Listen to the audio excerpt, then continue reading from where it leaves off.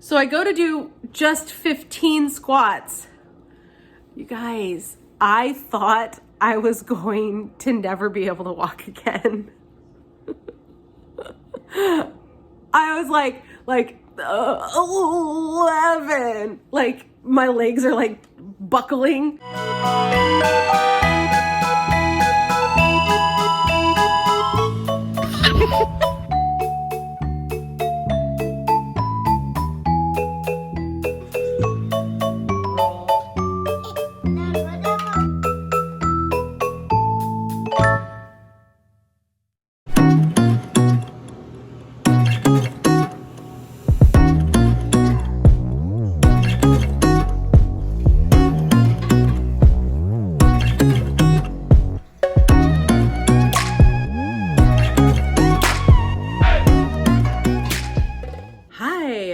It's Weigh-In Wednesday. Welcome back to my channel. I don't think I've vlogged at all this week, so this is probably the first thing you're seeing. Once again, I am coming to you telling you that this last week has sucked because everyone was sick. I'm sick still right now. You can tell just the way I'm sounding. My ears are completely plugged right now, so I can't even hear myself at this moment. Started with Bo, got sick, and then 12 hours later, Brody caught it, and then 12 hours later, I caught it. And one of the elements in this sickness that we had this last week was barfing. It was the weirdest virus. Everyone got this congestion and really bad cough and stuff, but then 24 hours later, this little short window of barfing hit. And of course the kids are just barfing all over the whole house. So it's just been draining. Well, when the kids were having the barf wave, I was in the congestion, bad cough stage of it, the first stage. Thank you. So I was dealing with all of the barfing and everything while I wasn't feeling good, but then the next day I started getting the barfing. When I got the barfing part, I actually also got a really high fever. The kids didn't get a fever, but I did. So I had the barfs and the fever on last Friday, and it was so bad I made Blake stay home from work so that he could take care of the kids because the kids were much better by then. It was a very fast-moving virus, at least the barfing part. That was over in just a few hours. It was just a few hours of barfing just randomly in the middle of this virus. It was super weird. Anyway, enough about that. I'm still sick, bottom line. Fever's gone, barfing's gone, but my whole head is congested. I'm just in a fog, I'm in that congestion fog and my ears are plugged, and that's so super annoying. My nose is so stuffy that I cannot taste anything. So that's good and bad, I guess. Delicious, unhealthy food is not really even pleasurable for me right now because I can't taste it anyway. So might as well eat nothing but carrot sticks for the next few days. Let's talk about the weigh-in. Weigh-in was good. It's going down, getting better. Having had a stomach flu for half a day, I'm a little surprised it's not lower than that, but it was quite a few days ago. I've recovered and rebounded and eaten a bunch of McDonald's. So I have eaten a bunch of McDonald's. I think I went twice this week. One of the days was the day that I was sick. By the evening, I wasn't throwing up anymore, and I was actually really hungry because I hadn't eaten anything all day, obviously. So I sent Blake to go get some McDonald's. Plus it was how was I gonna cook a meal for the kids at that point? There was no way. And then there was a Super Bowl. Blake came home with 3 different giant bags of chips for just us for the Super Bowl. I'm why? First of all, just why? Why are you getting any chips? I don't want chips. I don't want chips in the house. You don't need chips. But it's just because it's a Super Bowl. He feels like he needs to party or celebrate or something. Didn't even care about either team, It's not like we were having some big fiesta. So there's been a bunch of chips in the house. I've eaten some, just of the sour cream and onion ones, because that's the only kind of chips that I kind of like. And of course, it's the one that Blake doesn't like. And it's the only one still left in the house. And it's,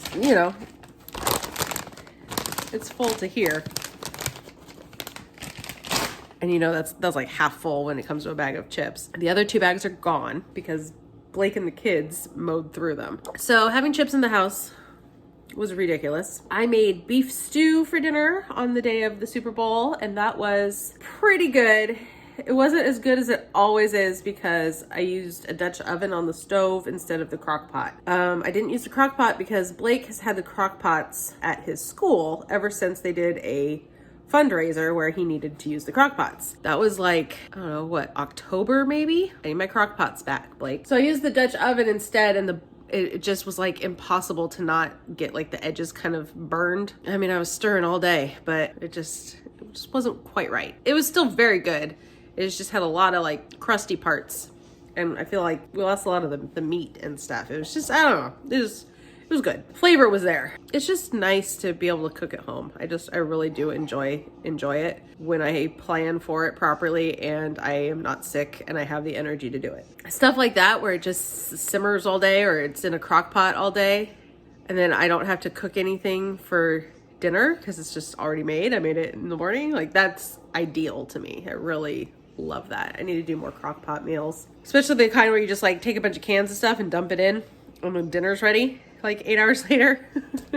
Those are the best kind. Okay, so the big thing that happened this past week, other than being incredibly sick and this nasty virus that swept through our house, I finally went to the doctor. I had my doctor appointment yesterday, my physical. I got the order to go get my blood drawn and get my blood work. So there's no like results of anything yet. I have like mixed feelings about how the appointment went.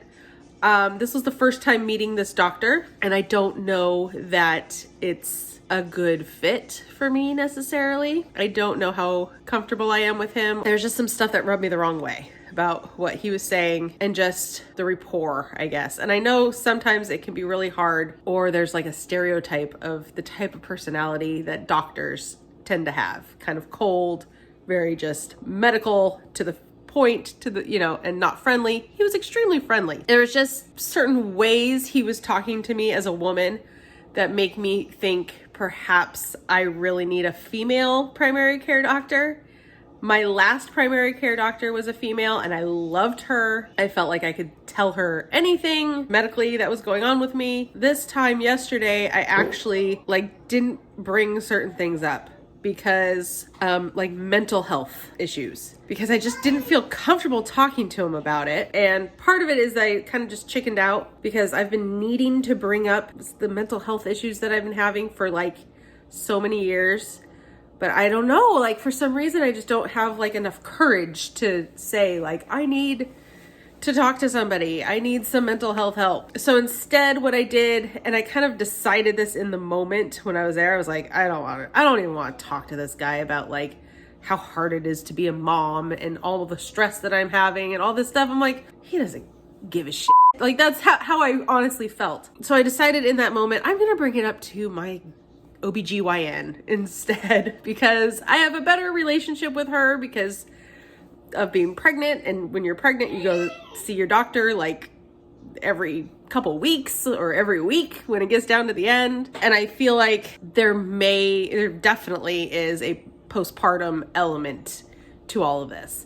So I made an appointment with her, and maybe I'll be able to talk to her about it. It's time for my gynecological exam anyway, so fine. Hopefully I'll get the help I need from her, or she'll tell me no, you have to talk to your primary care about this. We'll see.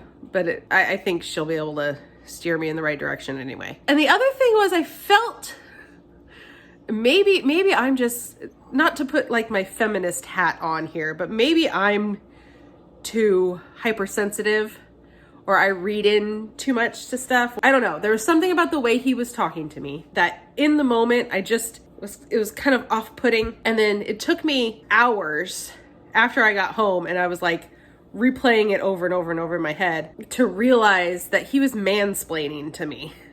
And I know he's a doctor, he knows more than me, but it was the way he was telling me things. I went in there to say, look, I've been on this weight loss journey. I want to lose weight, and I want to get my clean bill of health and find out what's going on with my body first before I start really exerting myself and exercising. And I didn't even really have a chance to get that out before he started explaining to me why I need to lose weight. And he was doing it as, what's the word I'm looking for, not diplomatically. He was walking on eggshells as best as he could to not, infuriate or enrage the fat elderly woman in the exam room. But it was like, okay, yeah, I know that's why I'm here. I didn't get the opportunity to even say why I'm here, what my health concerns are. It's just he took it as, here's what your health concerns should be, stupid woman. And it's like, duh, like I know that I need to lose weight. That's why I'm here. So that kind of just rubbed me the wrong way. Another question I realized this morning that he said, banana. So another question that I realized he asked me, and this is probably me just being hypersensitive or just looking for fault in someone, I guess. I'm sure he didn't mean anything by it, but also you would never say this. You would never ask this question to a man, okay? He asks me as he, we're sort of getting to know each other. This is the first time I've ever met him. Instead of asking what you would ask a man, what do you do? As in for work, what do you do? Hi, nice to meet you. Oh yeah, I'm blah, blah. Oh yeah, what do you do? He asked me, do you work? Because he knew I had kids and we had talked about that. And it just, I don't know. It was just like, yeah, I work. Everybody has to freaking work. Are you kidding? Yeah, I work at home. But yeah, I work. And it was stuff like that where it's just, he was just oh so very male. You know what I mean? Just like a man's world kind of male, where he asks women, do you work, instead of what do you do for work? And if I didn't work, I'd be like, oh, I get to stay home with my kids. It's great. I don't have to work. But all that being said, at the end of the day, I've heard from a few people who have him that he's a good doctor. He's a great doctor. You just want to be held. Okay, fine. You just want to make faces at the camera. So I looked briefly to see if I could find a different primary care doctor.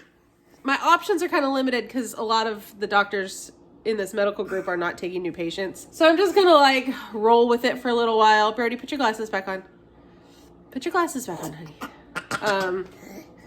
Give him a few more chances to redeem himself. The other thing was, it's like, I've had a list of ailments that I wanted to talk about, and he kept saying like, well, we don't have time to dive into all that today. So make a new appointment for your feet or your back, that kind of thing. So it was like, okay. So I basically got nowhere. I got an order for the blood work. I got a referral for my dermatologist too, so I can see like about getting these things taken off of me.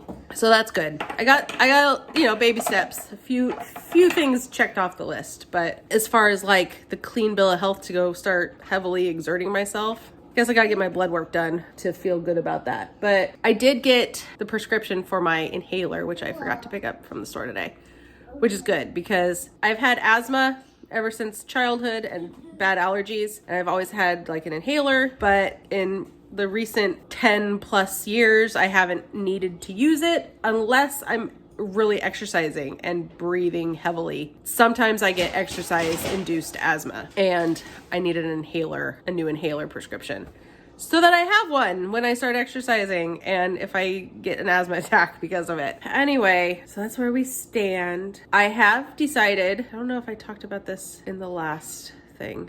I may have talked about this. I can't remember. I am going to do 37 by 37 this year. Last year I did 36 by 36, and then many years ago I did 32 by 32. It's gonna be on Instagram, or I'm gonna be posting it on Instagram. I'm gonna exercise 37 days in a row leading up to my 37th birthday. My birthday is March 24th, so the start date, February 16th. I'm pretty sure that's when it was. I calculated it already the other day.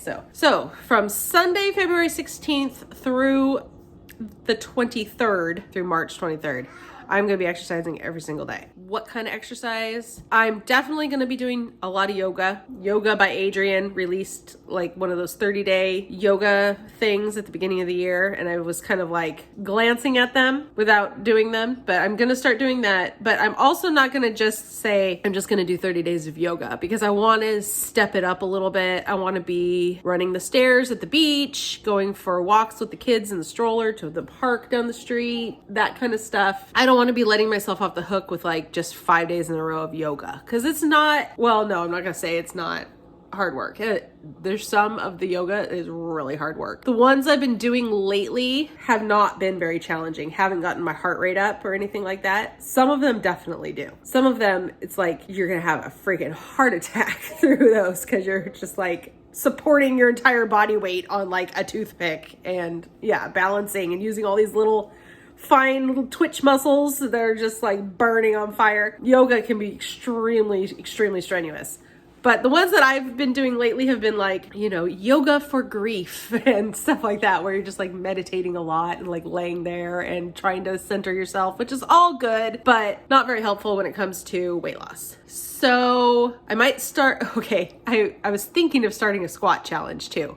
Years ago, I did the 30-day squat challenge where you start day one with 50 squats. That's day one. And then it slowly increases. I think it ends with like 250 squats. Okay, you guys. Back when I did that, this was way before kids. I don't even know if, I think it was like right before we got married, maybe something like that, or the summer before. I don't know. I started that challenge back then. I just did the 50 squats on the first day. I was like, okay, cool. And it was like, it got hard, definitely. Doing them back-to-back days. It's like you do, I think 3 days and you have a break, and 3 days you have a break, something like that. Doing all those back-to-back days, like I was having trouble walking. Like it was tough. But like in the beginning, the first couple days before the muscles are really starting to like build up, 50 squats, it was no problem. I just did 50 squats in a row and it was like, okay, cool, I did it. Minimal burning, minimal effort. Okay, so the other day I was like, oh, I'm gonna do that squat challenge again. And I had it in my mind. I had the numbers wrong because I didn't go look up the little chart. And I was like, oh, I think it's 15 squats on the first day, not 50, right? I think it's 15. So I go to do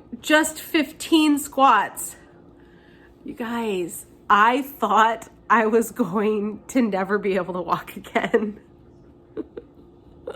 I was like 11. Like my legs are like buckling. My back is still screwed up from it. Like my lower back is still burning from doing these squats. I'm like, what the hell? And then I go and I look up the chart and I see that it was actually 50 squats on the first day. And I'm like,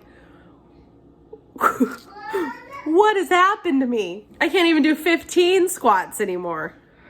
It was very humbling, let's put it that way. There's a big difference between age 32 and age 37.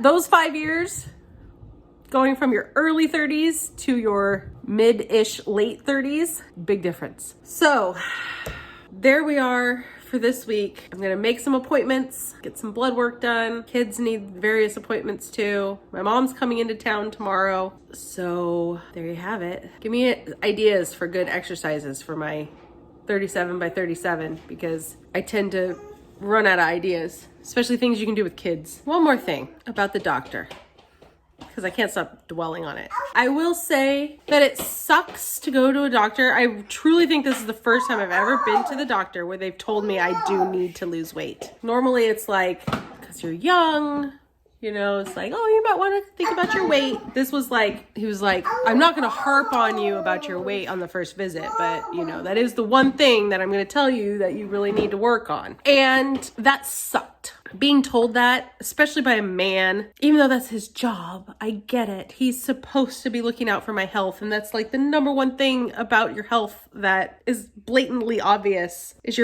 if you're fat. You know, you can't see on the surface if your heart's not working right or if you're growing cancer somewhere, but you can tell if you're overweight. And so being told that for the first time, honestly, it like pissed me off, but I have no right to be pissed off at him. That is literally what we are paying him for, is to tell me that I need to lose weight. You know, he's the doctor. I get it, but it pissed me off, I guess, like at myself, you know, like I'm pissed at myself, and it lit a fire in me to take control of that so that nobody has the right to tell me to lose weight ever again. Because that was like, F you, I decide if I want to lose weight or not.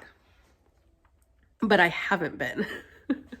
So I guess it lit a fire in that I want to take control of this element of my life so that nobody can make me feel that way again. It's kind of ridiculous, I know. But it's like, I think growing up female in Southern California, losing weight seems so much more about how you look. And I grew up with that of like, you need to lose weight because you need to be skinny, not because you need to be healthy, but like people won't like you and you won't get anywhere in life if you're fat as a woman. That's basically, or beautiful or blonde or have no, flawless skin and perfect makeup and perfect clothing, that kind of stuff. And this was, you need to lose weight because of your health, but it's still hard to like disconnect those two things. So, but I just want to take my power back in that sense of like, I don't want anybody to tell me that I need to lose weight, because what I hear is you're not pretty enough, even though it is about you're not healthy enough. But I still don't want like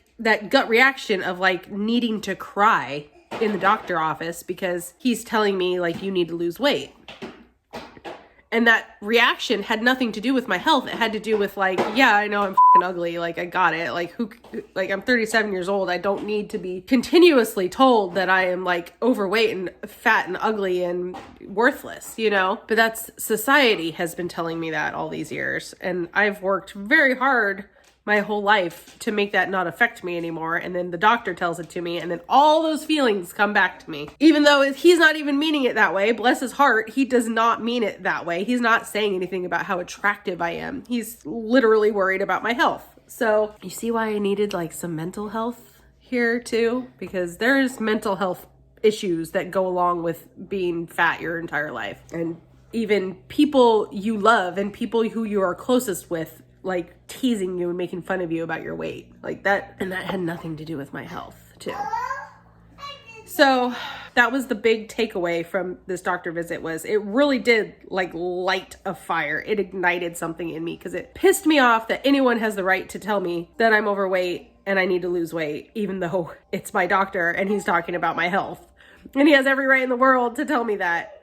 But it still made me pissed off. I have no one to blame but myself, taking full responsibility for every single element of my life. I am the only one responsible for it, and I'm the only one that can change it. So let's change it. All right, I am having a salad from Trader Joe's for lunch. Actually, it's like 10 o'clock. It's like 10. But I didn't eat breakfast really. I just had some coffee. And I was hungry at Trader Joe's. I took Brody shopping and I came home with a bunch of these little pre-made salads because I wanted to try them. And I went shopping when I was hungry, and that's just what happens is you buy a bunch of stuff that you don't normally get. And it just sounded so good. I wanted to try it. It's a falafel salad with like a tzatziki dressing. It is so good. It's really, really good.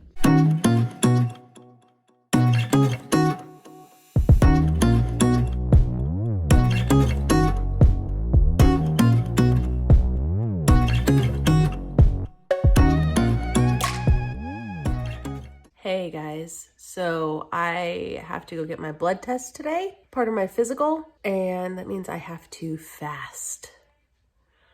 I can't have anything to eat or anything to drink, more importantly, no coffee until my appointment at 10:45.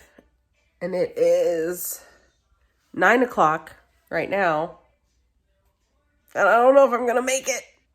The no food thing is fine. Doesn't faze me at all, but my coffee, I need my coffee. I'm dying without my coffee. I feel like I am not even awake yet. I just took Bo to school, dropped him off, and I'm like in a fog. I'm looking forward to that Starbucks on the way home. The other thing I have noticed, which is kind of interesting, is how I'm tempted to sort of just mindlessly pop things into my mouth, like just like snack foods that are sitting around and stuff. I'm not thinking like, oh, I'm so hungry or anything like that, but it's just, I keep catching myself like mindlessly about to put little bites of things in my mouth, like the little chocolate graham cracker things that we have sitting out. And then earlier today, it was like the rest of Bo's muffin. Like these just like one little bites of things. I guess I didn't realize that I do that, but I just like, anytime I see some sort of food, I just sort of pop it in my mouth. Random. And it's probably stopped doing that.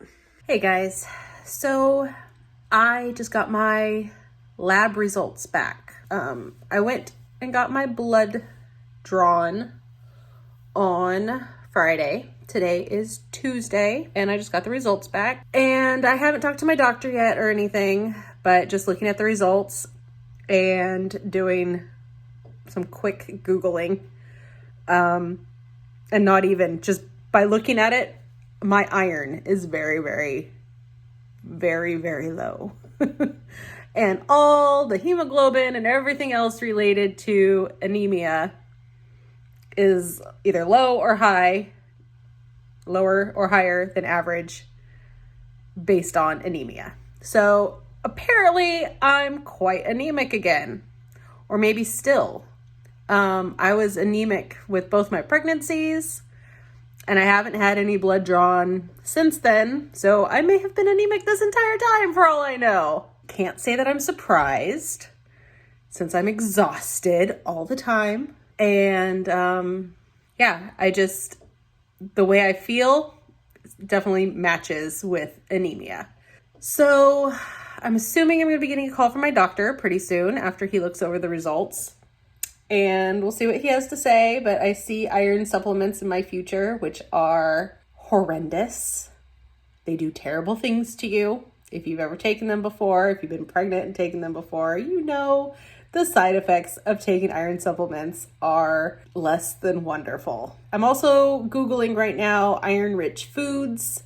I know like spinach and like the dark greens are iron-rich, but I need to look at other stuff because there's like only so much spinach that a person can eat in a day, you know what I mean? So this sucks, but when you get your blood work done, it could always be worse. My glucose was good, blood sugar's good, cholesterol's good, everything else was good. White blood cells were good, all of that was good. It's just anemia. So I just need to up the iron in my diet, and alas, sadly, I'm probably gonna have to be on iron supplements again, which basically means I'm never pooping ever again. I just did a little more Googling, and it's like the red meat that I'm supposed to be eating. You guys, I cannot tell you how much I don't want to eat red meat or like any of the meats, but obviously I'm not getting enough iron with my current diet. There are some like weird diseases that you can have that cause a low iron and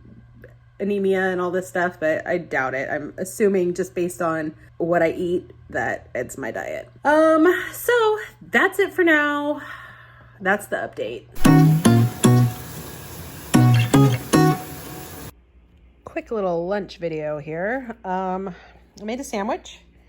It's not the most beautiful thing in the world. It's falling apart, but it is a ham sandwich with onion, mayo, and this is a 50-50 mix of lettuce and spinach.